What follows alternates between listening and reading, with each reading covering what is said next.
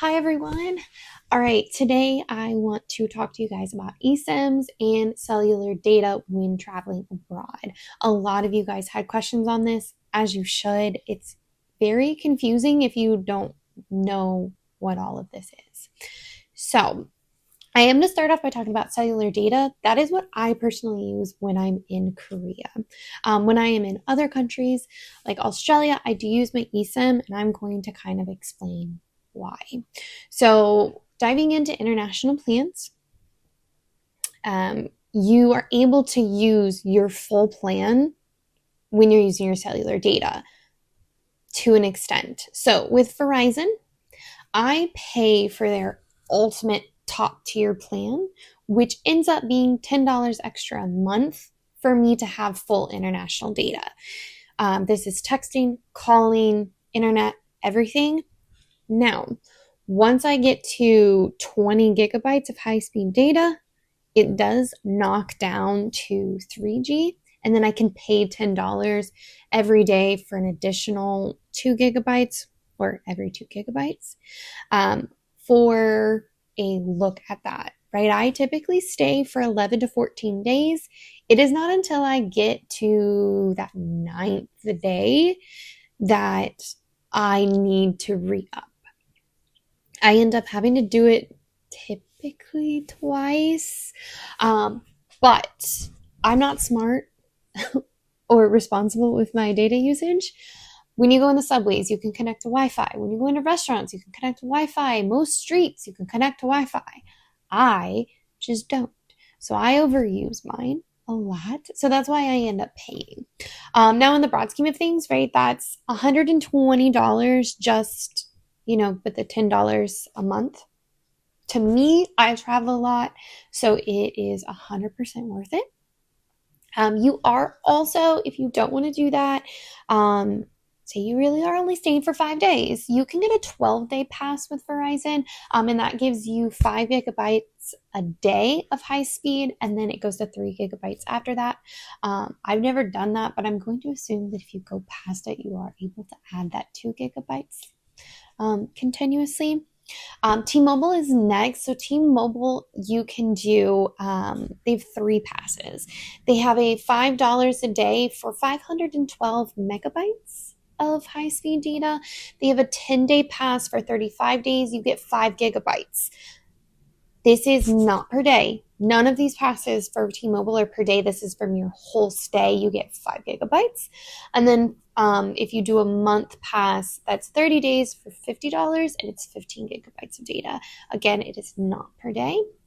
AT&T also has a pass.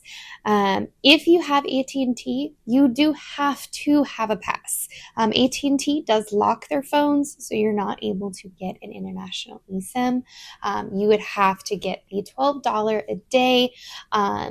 It is $120 max, though. They don't go over 10 days. So if you're staying there for a month, you'll only be charged for 10 days, which I guess is nice since they don't let you get an eSIM. I had AT&T once in my life, and then I realized all of the things that it doesn't let you do, and I said, I'll pay for Verizon. Thank you. The only time I have needed an eSIM was when I was in Australia, and for some reason, it was eating my data alive. I had been there for maybe 7 hours, and I had gone through my 20 gigabytes. I don't really know what was going on, but my downfall? Not my downfall, but I guess whatever happened, you guys are going to benefit off of it because now I know how to use an eSIM and I know how to use Klook in order to get one. So we are going to now type into the computer. And if for some reason at all I went too quick through the international plans, you guys can always message me and ask me questions. I'll kind of put like a small description of each company and what they offer. But I quite like the international plan that I have. All right, so we remember me talking about Cloak on the last YouTube video. That is here. So let's say we want to get our eSIM. This is how you're going to get it. So you can see that the top searches already, an eSIM with high-speed and stable internet, Lottie World, Incheon Express voucher, the list goes on. We're going to go into eSIMs. I'm going to actually type it because I want to show you guys there's two different types you can get. All right. So there's this one right here, and then there's the South Korea SKT eSIM. So both eSIMs that you get are going to run through KST, but there's a distinctive difference. So the first one is going to be this one right here. That is going to be up to 30 days. You can get up to 20 gigabytes of data, and it's $20.19. The only thing it doesn't cover is like texting and calling through a phone.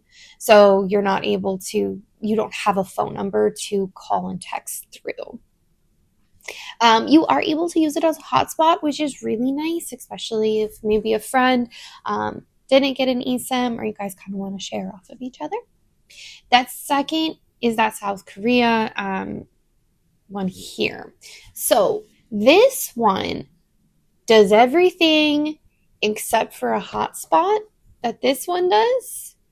The only difference is this one is going to give you a Korean phone number.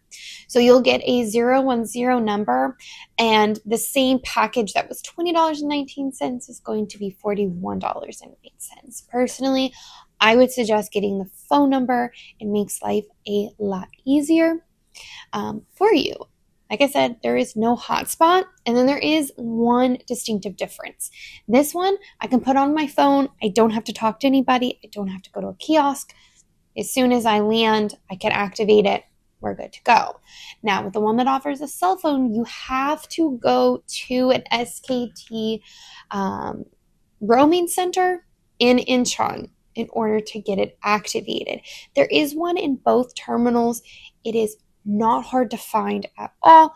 Once you go through immigration and customs, as you walk out, and I'm going to go through in another video on how to get through the airport and what it looks like, but as soon as you walk through, no matter what terminal you are at, if you look to the right, you'll see the SKT roaming center on both, and then there is the currency exchange in the middle, and Terminal 1 has the 7-Eleven. I need to double check that because I can't remember which terminal I came in last time. That is an off topic for another day's discussion. But yes, as soon as you walk out, and you'll see the just gaggle of people ready to take pictures of idols as they walk through, have their signs up with names, and we're going to go over private taxis later. They'll have your name on it. I feel like a celebrity. It's wonderful. Again, I'm getting ahead of myself, but it is right there.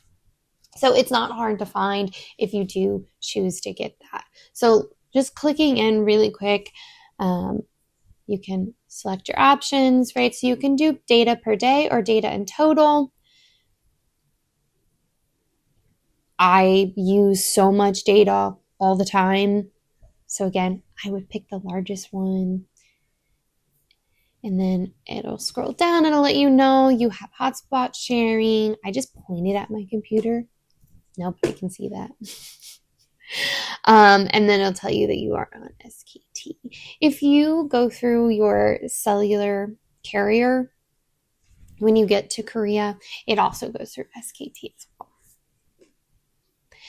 It's going to tell you exactly how your eSIM works. It's going to even tell you how you're going to activate it on your phone as you scroll through. And if for some reason, guys, when you get to Korea and you can't figure this out, please message me. Just DM me. Just message me. I will later next month, I will post kind of hours that I'll be available. Please message me and ask me how to do it. I don't have a problem helping guide you guys through it. I needed guided through it when I was in Australia. So don't feel silly if you have questions, because I had so many questions, even though I read this. So yeah, let me know. But that's the gist of it, guys. eSIMs and international data. So if you have any other questions as far as using your cell phone in another country, please don't hesitate to reach out. Just let me know. You can message me on any platform. You can also put them in the comments. And if you would please like and share, and then because it is YouTube, please subscribe down below. I will put all of the links and information you guys need down in the description. I hope you guys have a wonderful rest of your week, and I will see you next week. Bye.